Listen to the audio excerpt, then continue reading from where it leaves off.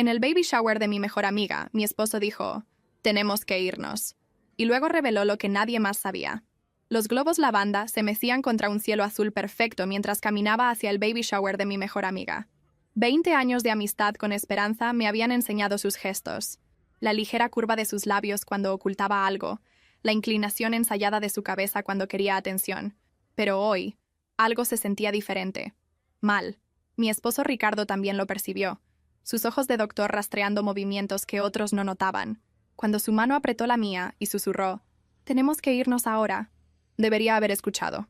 En cambio, lo ignoré, poniendo excusas como siempre hacía por Esperanza. No fue hasta que íbamos a mitad de camino a casa que dijo las palabras que destrozarían los cimientos de mi amistad más antigua. 3 simples palabras que me negué a creer. Lo que no sabía entonces era qué tan profundo era el engaño, o lo que me costaría finalmente ver la verdad sobre la persona que pensé conocer mejor que nadie. Me estacioné en la entrada circular de la casa suburbana de Esperanza, la grava crujiendo bajo nuestros neumáticos. La casa estaba adornada con serpentinas lavanda y cremas suaves, con racimos de globos bailando en la suave brisa primaveral. Los autos llenaban ambos lados de la calle, más de los que esperaba para lo que Esperanza había descrito como una celebración íntima. «Parece que vino la mitad del pueblo», dijo Ricardo a mi lado, ajustándose el cuello. Había estado inusualmente callado durante nuestro viaje, sus manos agarrando el volante un poco demasiado fuerte. «Ya conoces a Esperanza», respondí. «Nunca ha hecho nada a medias». Mi esposo asintió, pero algo en su expresión parecía extraño. Ricardo era usualmente la mariposa social entre nosotros, el que hacía amigos con extraños en las filas del supermercado, y recordaba los nombres de las mascotas de nuestros vecinos. Hoy se veía vigilante. «¿Te sientes bien?», pregunté poniendo mi mano en su antebrazo. «Bien», dijo, ofreciendo una sonrisa que no llegó completamente a sus ojos. «Solo cansado del turno doble». Lo dejé pasar. El trabajo de Ricardo en el hospital a menudo lo dejaba agotado, y no quería comenzar el baby shower de Esperanza con una discusión. Caminamos por el sendero cuidado hacia la puerta principal, mis brazos cargados con una canasta de regalo llena de bodys de algodón orgánico, libros para niños y una manta hecha a mano en la que había trabajado los últimos 3 meses. La puerta se abrió antes de que pudiéramos tocar. «¿Sofía?», gritó Esperanza con los brazos extendidos. Mi mejor amiga estaba frente a mí, radiante en un vestido rosa pálido hasta el suelo que fluía alrededor de su cuerpo. Su cabello rubio estaba peinado en ondas sueltas, una corona de flores encima de su cabeza. Su maquillaje era impecable, resaltando sus ojos azules brillantes y mejillas rosadas. Se veía como algo salido de una revista de embarazo brillante, del tipo donde modelos con barrigas falsas venden el sueño de la felicidad maternal. «Te ves increíble», dije, entregándole a Ricardo la canasta de regalo para poder abrazarla. Esperanza me sostuvo a la distancia de un brazo, su cuerpo ligeramente alejado del mío. «No aplastes la...», se rió palmeando su estómago. Noté que llevaba la barriga con orgullo, pero algo sobre cómo la tocaba parecía ensayado, casi teatral. No querríamos eso. Sonreí, tratando de captar la mirada de Ricardo, pero él estaba escaneando la habitación detrás de Esperanza, su mirada metódica. La entrada se abría a un espacio de vida transformado. Arreglos florales lavanda adornaban cada superficie. Un fotógrafo profesional circulaba entre la multitud, capturando momentos espontáneos. En la esquina, un bartender mezclaba mocktails y mimosas en una barra con tope de mármol. Un letrero de neón brillaba en la pared del fondo. «Es una niña», en letras cursivas rosadas. «Esto es... ¡wow!», respiré, asimilándolo todo. «Esperanza, esto debe haber costado...». «No te preocupes por eso», me interrumpió, agitando la mano desestimadamente. «La mayoría fue donado. La gente ha sido muy generosa». Las cejas de Ricardo se alzaron ligeramente, pero permaneció en silencio. Miguel, el esposo de Esperanza de 3 años, se acercó con 2 copas de champán.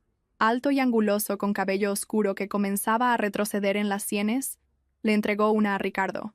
«Para los no embarazados entre nosotros», bromeó, su acento claro cortando las palabras. «¡Felicidades!», dijo Ricardo chocando copas. «Primera paternidad. Un gran cambio viene».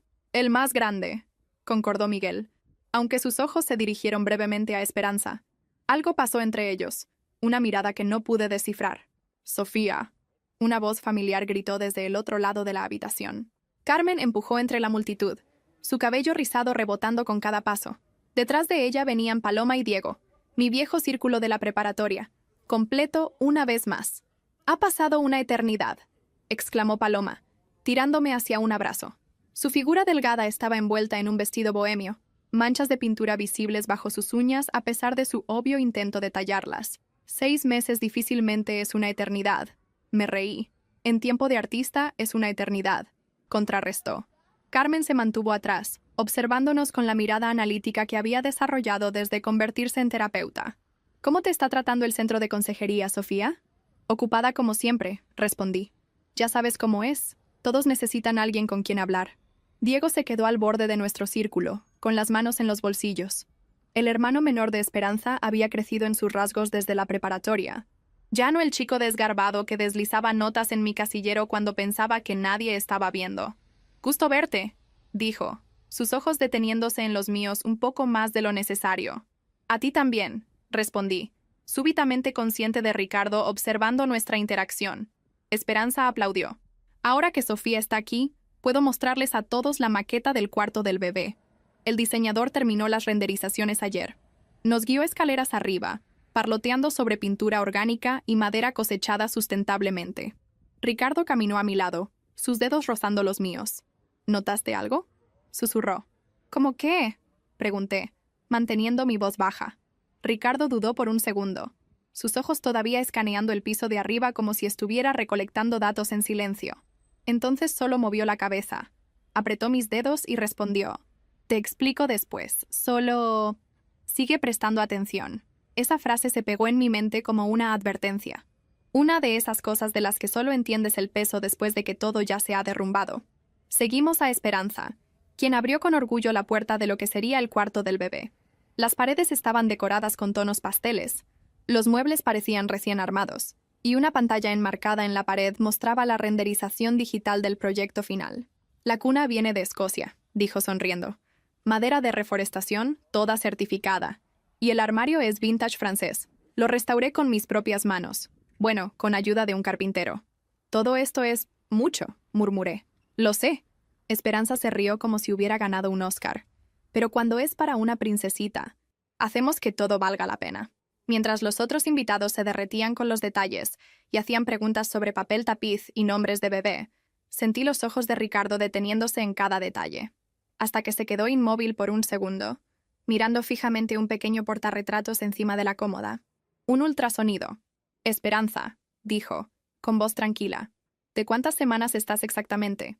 Ella parpadeó. Parecía no haber entendido la pregunta. «¿Ah? Oh, estoy de 30 semanas. ¿Por qué?» Hizo, como si solo tuviera curiosidad, pero yo conocía ese sonido. Era la voz que usaba con pacientes cuando sabía que algo no cuadraba. «¿Algún problema?», pregunté, ahora realmente inquieta. Ricardo sonrió y respondió con un «claro que no», pero el apretón en mi mano se intensificó.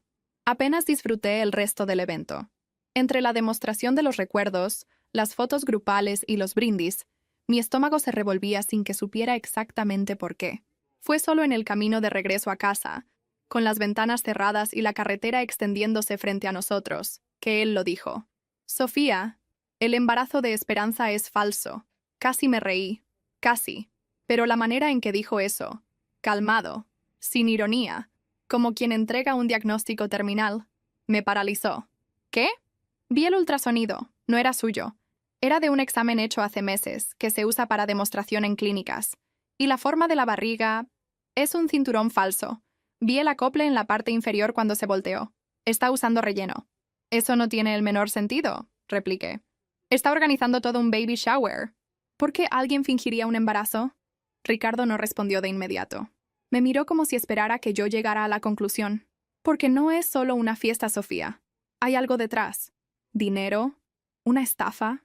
Y mira, puedes odiarme por decir esto, pero Miguel no parece feliz. Y casi no la tocó en todo el tiempo». Tragué saliva. «Esto es una locura». «No», respondió. «Locura es que hayas ignorado todo por esta amistad que idealizaste. Sofía, Esperanza está mintiendo.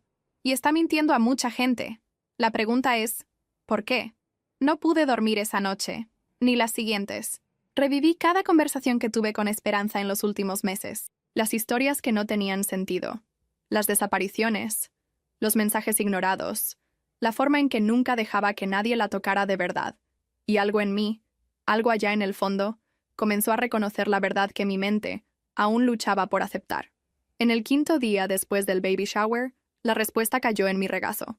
O mejor, en mi bandeja de entrada. Un email. Asunto. Urgente. ¿Necesitas saber esto? De anónimo protonmail.com. Adjunto. Fotos.zip. Mis manos temblaban mientras hacía clic. Las fotos se abrieron lentamente. Primero una imagen de Esperanza en una clínica estética. Después una secuencia mostrándola comprando una barriga falsa. Modelos diferentes, con relleno removible. En una de las fotos, aparece con un empleado de la tienda ayudándola a ajustar el cinturón elástico.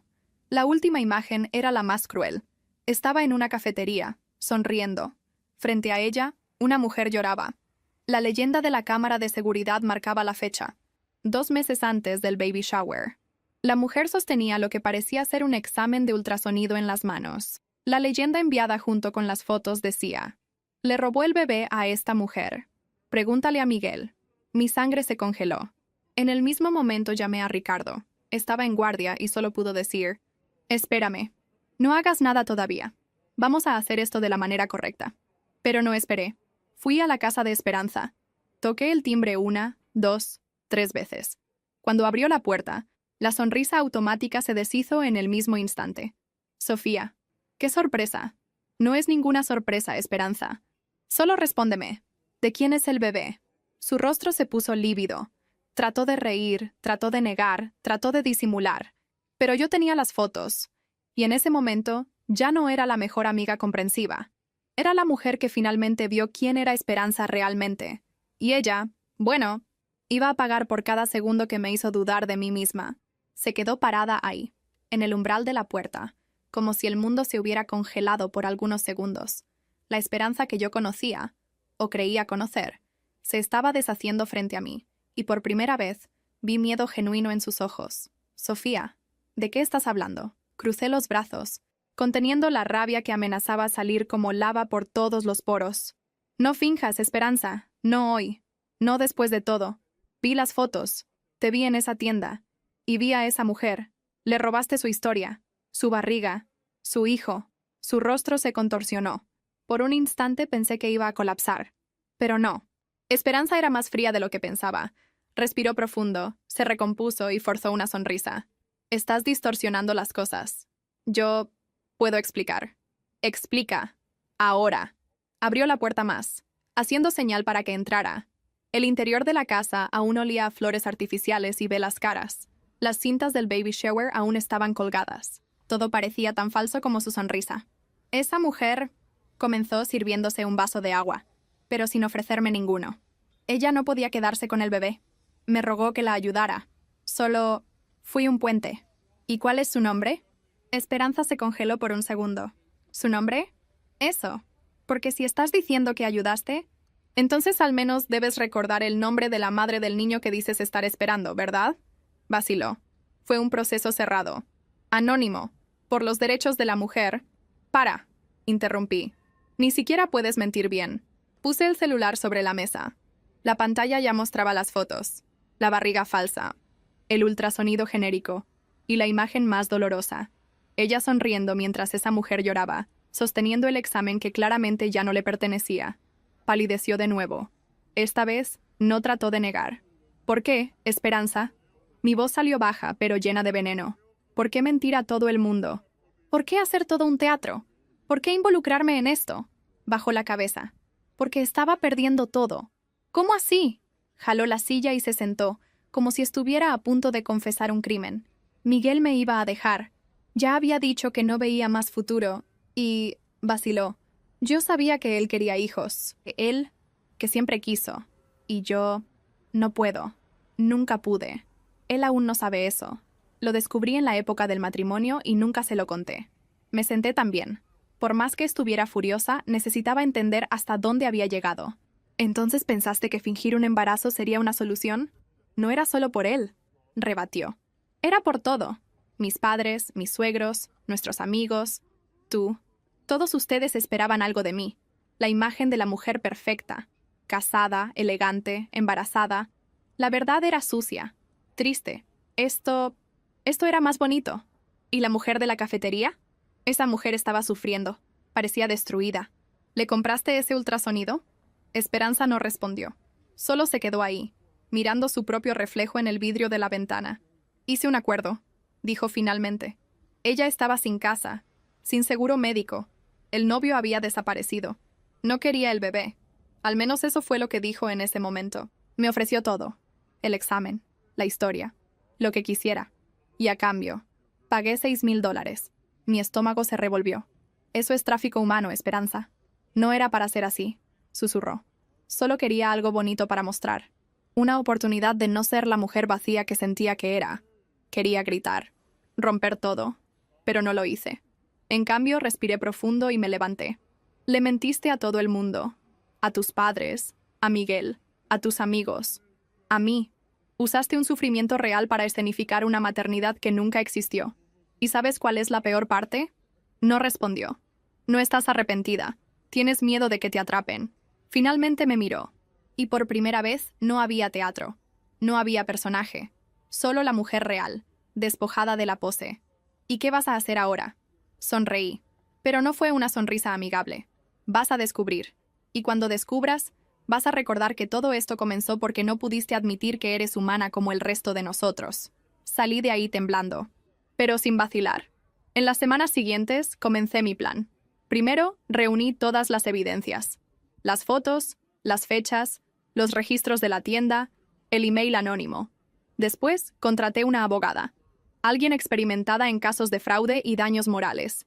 Envié un expediente al hospital donde ella trabajaba como relaciones públicas.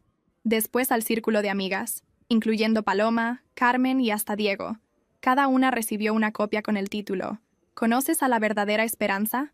Pero el golpe final sería en la cena de cumpleaños de Miguel.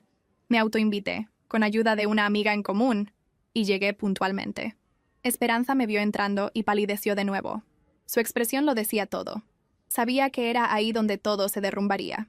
Esperé el momento en que hizo un brindis, levantando la copa al marido, hablando de la alegría de construir una familia juntos. Entonces me levanté. Miguel, ¿puedo hablar contigo un momento? Solo nosotros dos. Me siguió hasta el jardín. Mi corazón latía fuerte, pero mi voz salió firme. Ella no está embarazada. La barriga es falsa. Los exámenes comprados.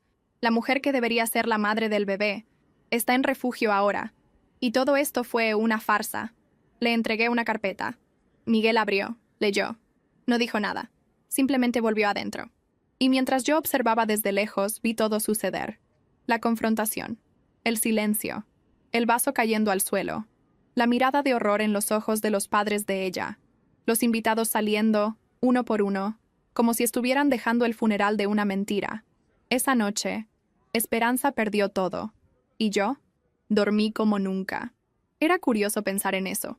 Cómo, después de semanas rumiando cada detalle, cada duda, cada dolor, finalmente puse la cabeza en la almohada y simplemente me desconecté, sin despertar en el medio de la noche en pánico, sin quedarme mirando el techo esperando alguna respuesta mágica. Esa noche, dormí el sueño de quien sabía que, por primera vez en mucho tiempo, había hecho lo correcto.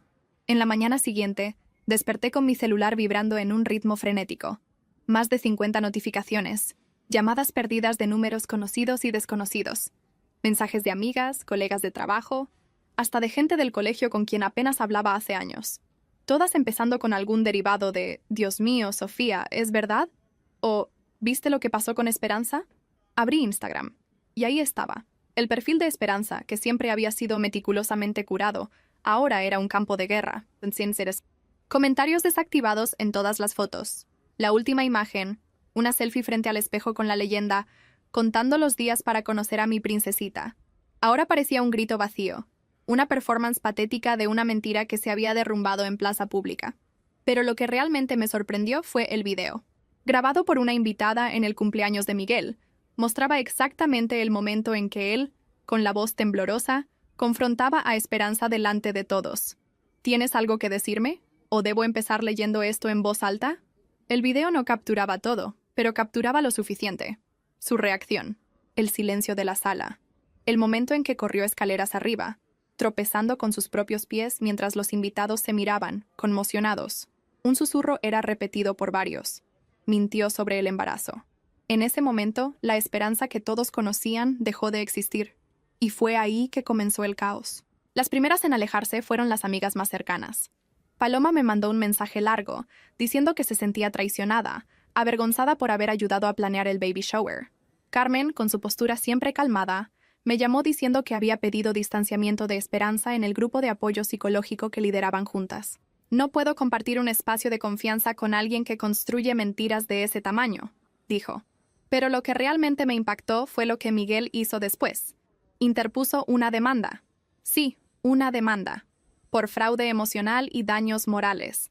Según su abogado, Esperanza había usado recursos de la pareja para financiar un proyecto que involucraba escenificación prolongada y premeditada, lo que afectó directamente su reputación, su estabilidad emocional e incluso su carrera.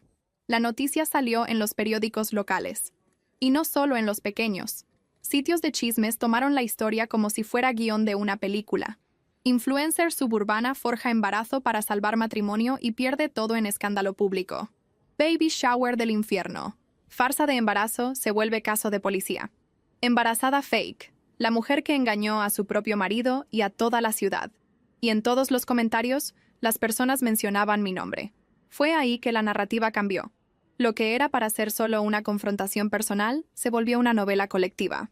Me convertí en la mejor amiga traicionada, la mujer que tuvo valor de exponer la verdad, la justa en medio de la locura. Claro, había quien decía que exageré, que exponer a Esperanza de esa manera fue cruel, que podría haber resuelto todo en privado. Pero ¿saben lo que esas personas no sabían? Que detrás del teatro, Esperanza me usaba, me manipulaba, que fui la primera en comprar ropitas con ella, en ayudar a armar el cuarto del bebé, en gastar noches tejiendo una manta para un bebé que nunca existió, que fui yo quien la defendió de los chismes, quien creyó en ella incluso cuando Ricardo me alertó. Fui su escudo. Y ella me usó como vitrina. Entonces no me arrepentía de nada. Pero la justicia tiene un precio. Y estaba a punto de descubrir que exponer una mentira no siempre te protege de las consecuencias. 2 semanas después, recibí una citación judicial. Esperanza me demandaba por difamación y exposición indebida de imagen. Me reí cuando leí. Una risa seca, irónica, casi sin sonido. Realmente estaba tratando de invertir la situación. Después de mentir sobre todo, ahora decía que fue víctima de mi campaña pública de destrucción. Me senté en el sofá, el documento en las manos, y pensé por algunos minutos. La sangre aún hervía. La rabia aún estaba ahí. Pero más que eso, había ahora algo diferente. Certeza. Tomé el teléfono y llamé a mi abogada. Vamos arriba, dije. No comencé esta guerra, pero ya que quiere pelear, va a descubrir lo que es perder de verdad. Y ese mismo día, comencé a montar mi contraataque. Pero eso era solo el comienzo. El proceso de difamación que Esperanza abrió contra mí fue la chispa que faltaba para transformar un escándalo en guerra abierta. Realmente creía que podría invertir el juego, hacerse la víctima, y pintarme como una mujer vengativa, descontrolada, que destruyó su vida por celos o envidia. Y lo peor, algunas personas comenzaron a caer en esa narrativa. Pronto surgieron publicaciones en Facebook con leyendas como «Siempre hay 2 lados de la historia» y «Las mujeres necesitan apoyar a otras mujeres, no destruirse». Vi gente comentando que yo podía estar exagerando, que tal vez el embarazo era real y la pérdida demasiado traumática para que ella admitiera que no pasaba de ser una ex amiga amargada, queriendo atención. Pero yo tenía algo que ella no tenía, la verdad. Y más importante, tenía a Ricardo, un hombre racional, centrado, que conocía gente dentro del área médica y legal. Me ayudó a reunir un verdadero arsenal de pruebas. Las imágenes, los videos, los registros bancarios de la compra de la barriga falsa. Hasta conseguimos el contacto de la mujer de la cafetería, que, después de mucha vacilación, aceptó dar un testimonio formal sobre lo que pasó, cómo vendió los exámenes, cómo fue coaccionada a silenciar y cómo Esperanza le prometió ayuda financiera continua, pero nunca cumplió. Nuestra defensa no sería solo sólida, sería aplastante.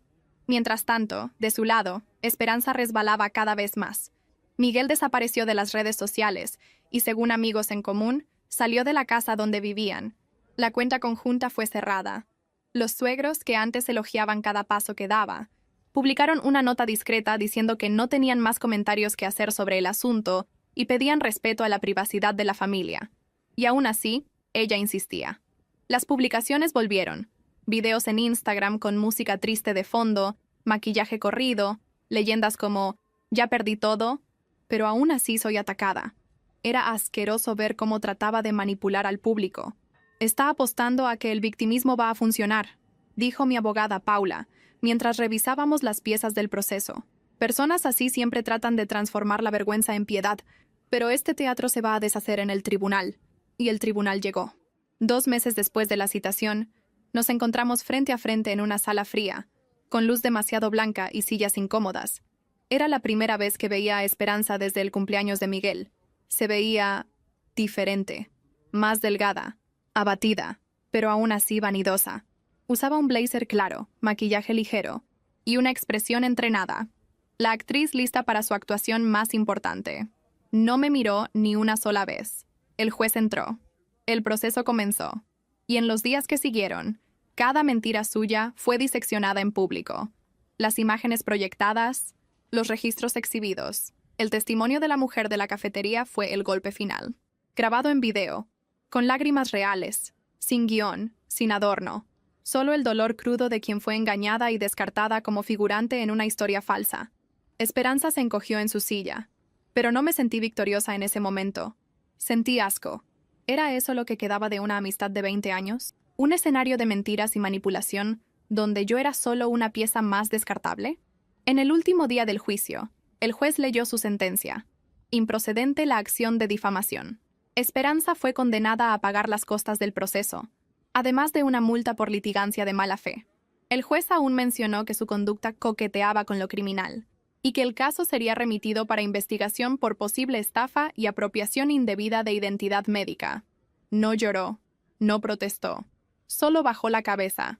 Y ahí, delante de todos, vi que ya no quedaba nada de la mujer que un día llamé hermana del alma. Salí de la sala con la cabeza en alto. Pero confieso, la victoria tuvo sabor agridulce. Porque, en el fondo, una parte de mí aún quería entender por qué alguien que me conocía tan bien, que me vio en mis peores días, que conoció mis secretos y miedos, ¿por qué alguien así eligió apuñalarme por la espalda? Ricardo apretó mi mano en el corredor. No trates de entender. A veces necesitamos aceptar que no todo lazo vale la pena ser rescatado. Y tenía razón. En los días que siguieron, mi vida volvió a un tipo extraño de normalidad. Los medios siguieron adelante. Las personas pararon de comentar. Esperanza desapareció de las redes. Cambió el número. Borró el brillo falso que tanto cultivó. Algunos dijeron que estaba viviendo con una tía distante. Otros que fue internada voluntariamente para tratamiento psicológico. Pero no busqué saber, porque su historia, para mí, había terminado ahí. Solo que el destino aún tenía planes. Un día, 2 meses después del juicio, mientras caminaba con Ricardo por una feria en el centro de la ciudad, vi una figura sentada en el suelo, recostada contra un muro, escondida bajo una capucha. Delgada, sucia, con los ojos hundidos y ojeras profundas. Era ella, Esperanza. Tenía un cartel de cartón en el regazo con las palabras: «Ayuda con comida. Dios bendiga». Me congelé. Levantó los ojos. Me vio. Y no dijo nada. Ni yo. Solo agarré la mano de Ricardo, volteé el rostro y seguí caminando. Porque ahí, en esa acera fría, finalmente estaba sintiendo lo que pasó la vida evitando. Las consecuencias. Y esa era la venganza más perfecta de todas. Pero, por más dulce que fuera ver el colapso de la mujer que me engañó, la verdad es que el sabor de la venganza no dura tanto como uno imagina. Viene fuerte, explosivo, casi eufórico, pero después se instala un silencio extraño, una resaca moral. Y fue ahí que comencé a pensar. ¿Y ahora? Volví a vivir la rutina. Despertaba temprano, atendía a mis pacientes en el centro de consejería, almorzaba con Ricardo siempre que nuestros horarios coincidían, y en la noche veíamos series con los pies entrelazados en el sofá. Pero incluso con todo en paz, a veces aún me encontraba mirando a la nada, preguntándome en silencio, ¿cómo todo llegó a ese punto? Lo que me sorprendió fue la reacción de algunas personas, aquellas que no estaban tan cerca, pero que supieron de la historia y vinieron a buscarme después. Mujeres que también fueron manipuladas por amigas, traicionadas por quien confiaban, usadas como escudo o escalera para ambiciones ajenas. Cada historia que escuché era una versión paralela de la mía, como si existiera un ciclo silencioso de destrucciones invisibles sucediendo todo el tiempo entre personas que se dicen mejores amigas. Fue en esa época que me invitaron a dar una conferencia en un evento sobre vínculos tóxicos y manipulación emocional entre mujeres. Rechacé en un primer momento. No me sentía lista, ni digna de estar en un escenario como ejemplo de superación. Pero después de mucha insistencia y de escuchar a Ricardo recordarme cuánto podía ayudar a otras personas con mi vivencia, acepté. Y ahí, en ese auditorio lleno, con más de 300 mujeres mirándome, entendí la dimensión real de lo que había pasado. No era solo sobre esperanza, era sobre mí, sobre cuánto había dejado de verme en los últimos años, tratando de ser la amiga perfecta, la comprensiva, la confiable, sobre cómo me disminuía para caber en el molde de alguien que vivía borrándome en silencio. A veces, dije, en el micrófono, con la voz quebrada, solo descubrimos quién somos de verdad cuando alguien trata de destruirnos, porque no es la caída lo que nos define, es lo que hacemos después de ella. Fui aplaudida de pie. Fue un momento que nunca esperaba vivir, y, irónicamente, fue gracias a Esperanza. Después de eso, recibí más invitaciones. Comencé a escribir textos, dar entrevistas. No era fama, no como ella buscaba. Era algo más sutil. Respeto, voz, espacio.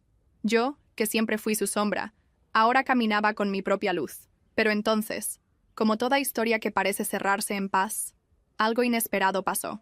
Cierto día, estaba saliendo del centro de consejería cuando encontré una carta debajo del limpiaparabrisas de mi auto. Un sobre pardo, sin remitente.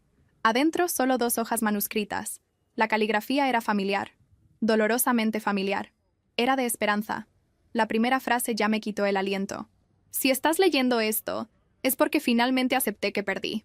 Cerré la puerta del auto, encendí el aire acondicionado y comencé a leer, sin saber qué esperar. No sé si vas a creer alguna palabra mía. No espero perdón, ni compasión. Pero después de tanto silencio, pensé que era justo que supieras lo que me llevó a todo aquello. Te mereces al menos eso. Crecí creyendo que necesitaba ser perfecta para ser amada, que bastaba un error y todo se derrumbaría. Fue así con mis padres. Era así en las relaciones. Entonces, cuando me di cuenta de que Miguel me estaba dejando, que mi carrera estaba por un hilo, que todos a mi alrededor parecían avanzar mientras yo me hundía, entré en pánico. Nunca planeé lastimarte, pero me di cuenta, demasiado tarde, que usarte como escudo fue el mayor de todos los errores, porque de todas las personas que podía haber traicionado, tú eras la última, la única que de verdad me amaba sin cobranza, sin espejo, y yo destruí eso, por miedo. Hoy, mirando mi vida, entiendo que no perdí todo por el escándalo. Perdí todo el día que comencé a fingir ser alguien que nunca fui. Tú solo quitaste la máscara. Y por más que te haya odiado por eso, hoy estoy agradecida. Me voy. Lejos. Necesito empezar de nuevo. Si tengo suerte, tal vez logre ser alguien mejor un día. Y si ese día llega, espero encontrarte. No para pedir disculpas, sino para decir que aprendí. Con cariño. Sí, aún existe. Esperanza. Me quedé ahí, con la carta en el regazo y los ojos llorosos. Parte de mí quería romper aquello. Otra parte quería gritar, llamarla, preguntar dónde estaba, qué había hecho con la mujer que conocí. Pero la mayor parte de mí solo aceptó. Fue por fin honesta. Tarde, sí, pero honesta. Y yo, que ya no necesitaba más de ella para validarme, pude finalmente respirar en paz. La venganza había sido hecha. La justicia, alcanzada. Pero lo que más me curó fue darme cuenta de que sobreviví, entera, y que nunca más, jamás, dejaría que alguien me borrara. Pero por más que hubiera dicho eso con convicción, el universo parece tener un talento especial para probar nuestras certezas. Pocos días después de leer la carta de Esperanza, fui sorprendida por una visita inusual en el consultorio. Era una mañana común, con agenda llena, pacientes en espera, y mi cabeza ya ocupada con 1000 cosas. Hasta que la recepcionista me llamó discretamente. Sofía, hay una chica ahí afuera. No tiene cita programada, pero insiste en que necesita hablar contigo. Dice que es urgente, pero medio personal. Fruncí el ceño. ¿Quién es? Dice que se llama Isabela. Y que tiene que ver con Esperanza. Sentí mi estómago revolverse. Me levanté inmediatamente y fui hasta la recepción. Y ahí estaba. Una joven delgada, tal vez de 19 o 20 años, usando ropa simple y sosteniendo una carpeta azul contra el pecho. Tenía los ojos rojos, como si hubiera llorado. ¿Tú eres Sofía?, preguntó con voz baja. Soy yo. ¿Qué pasó? Vaciló, mirando alrededor, incómoda con el ambiente profesional. Hice señal para que me siguiera hasta una sala reservada que usamos en atenciones de emergencia. Siéntate, dije, tratando de mantener la calma. Se sentó, pero mantuvo la carpeta en los brazos como si fuera un chaleco salvavidas. Disculpa venir así, yo no sabía a dónde más ir. Esperanza habló de ti. ¿Cuándo? Hace 3 días. Me encontró en una estación de autobuses. Dijo que me parecía a alguien que conocía. Comenzó a conversar y terminó ofreciéndome comida. Un lugar para pasar la noche. Pero escapé al día siguiente. ¿Escapaste? Porque dijo que quería ayudarme y que tal vez yo podría devolver el favor, que bastaba con que dijera que era la madre biológica de su bebé, que solo era ensayar una historia, memorizar algunos nombres. Dijo que todo estaría bien, que era solo un teatro para limpiar su imagen, que nadie saldría perjudicado. Sentí la rabia subir por la espina. ¿Todavía está tratando de sostener esa farsa? Isabela asintió. Grabé la conversación y traje los audios. Abrió la carpeta. Había una grabadora portátil, algunas anotaciones a mano, y hasta un recibo de un boleto de autobús que nunca llegó a usar. Presionó el botón, y ahí estaba. La voz de Esperanza, dulce como veneno, articulando planes, promesas, mentiras bien ensayadas. Se podía hasta escuchar la risa de Isabela al fondo, nerviosa, claramente incómoda. Está tratando de manipular a otra chica vulnerable, susurré, sintiendo un déjà vu doloroso. Pensé que quería adoptarme, dijo Isabela, las lágrimas volviendo a los ojos, pero después vi que solo quería usarme como figurante. Igual hizo con esa mujer de la cafetería. Vi todo. Investigué. Vi los videos. Y vi tu conferencia. Por eso vine aquí. Eres la única persona que ella teme. Quería llorar. De rabia. De agotamiento. Pero respiré profundo. Gracias por venir hasta mí. Fuiste valiente. Muy valiente. Me miró con sorpresa, como si nadie nunca le hubiera dicho eso. Y en ese momento tomé una decisión. Isabela, ¿tienes dónde quedarte? Movió la cabeza, tímida. Tomé el teléfono, llamé a una amiga que trabajaba en una ONG de acogida para jóvenes en situación de riesgo. Expliqué la situación. En menos de 20 minutos, Isabela tenía un cuarto reservado, con apoyo psicológico garantizado y ayuda jurídica en camino. Pero yo tenía otra misión, y esta vez no iba a esperar que alguien más resolviera. Con los audios en las manos, me puse en contacto con la fiscalía. Envié el material, los reportes, e hice un requerimiento formal de reapertura del proceso contra Esperanza. Expliqué todo, incluyendo los riesgos para otras jóvenes, los intentos de manipulación en curso y la reincidencia del comportamiento fraudulento. 2 semanas después, recibí la noticia. Orden de arresto expedida. Esperanza fue detenida tratando de abordar un autobús interestatal con identidad falsa. El arresto fue discreto, pero no menos simbólico. Esta vez, no había audiencia, ni fiesta, ni vestido rosa claro. Solo esposas. Y el fin del disfraz. Cuando recibí la confirmación, estaba sola en casa. Me senté en el sofá, miré a la nada, y no sentí ni alegría. Sentí alivio. Un silencio tan denso y profundo que parecía pesar sobre mis hombros, y al mismo tiempo, liberarme. Se acabó, murmuré. Esta vez, de verdad. En los meses siguientes, la vida continuó. Isabela siguió con su rehabilitación. Comenzó a estudiar. Consiguió un trabajo simple en un café cerca del centro. De vez en cuando me mandaba mensajes contando sobre sus logros. Me volví una especie de madrina informal. Y en silencio, sabía que estaba rescatando un poco de lo que Esperanza trató de destruir en mí. ¿Esperanza? Fue condenada a 3 años de prisión, sin derecho a régimen abierto en el primer año. Fraude. Falsedad ideológica. Intento de estafa. Su nombre se volvió una referencia triste. Una mujer que tuvo todo en las manos, pero eligió construir castillos en arena movediza. ¿Y yo? Seguí adelante. Más fuerte. Más firme. Más consciente de quién era. Pero lo más importante de todo, libre. No sabía exactamente qué hacer con esa libertad al principio. Era como salir de un cuarto oscuro después de años con los ojos cerrados. La luz duele. La paz extraña. El silencio. Incómodo. Pasas tanto tiempo viviendo en estado de alerta, esperando la próxima traición, el próximo ataque, el próximo teatro, que cuando el escenario finalmente se desmonta, te preguntas qué queda de ti además de la audiencia. Y lo que quedaba de mí era una mujer más fuerte de lo que jamás imaginó ser. Con el tiempo, la historia de Esperanza se volvió solo una más entre tantas otras tragedias silenciosas que las personas comentan de paso en el supermercado o en cenas con amigos, pero ya sin la misma indignación. Las redes sociales siguieron adelante, las personas encontraron nuevas polémicas, y su nombre desapareció de los titulares. Pero no de mi corazón, y no de mi memoria.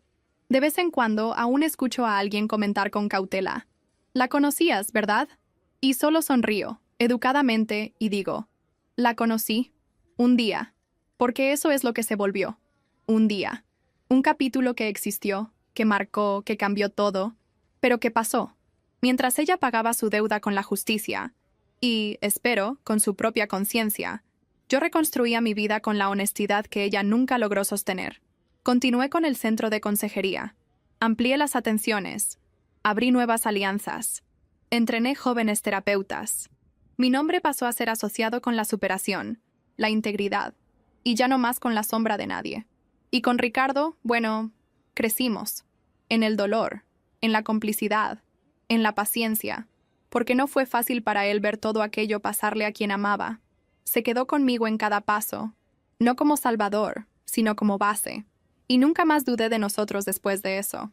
2 años pasaron desde el día que Esperanza fue arrestada. En una mañana calmada de primavera, recibí una carta en sobretimbrado. Remitente: Sistema Penitenciario Estatal. Tardé un tiempo hasta tener valor de abrir. Pero abrí y leí. Era un formulario. Pedido de autorización para que la detenida Esperanza, próxima a ser liberada por buen comportamiento, pudiera mantener contacto formal con personas de su antiguo círculo personal. Había listado solo un nombre: el mío.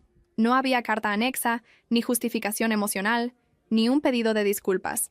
Solo el pedido seco, burocrático, objetivo. Cerré el sobre. Respiré profundo y lo tiré a la basura. Esa noche escribí una carta. No para ella, sino para mí misma. Una carta de despedida. Ya no vas a cargar mis horas. Ya no vas a vivir en mi silencio. No te odio, ni te disculpo. Simplemente ya no te llevo conmigo. Sofía. Guardé esa carta en la última página de mi diario. Aquel que comencé meses antes de que todo explotara.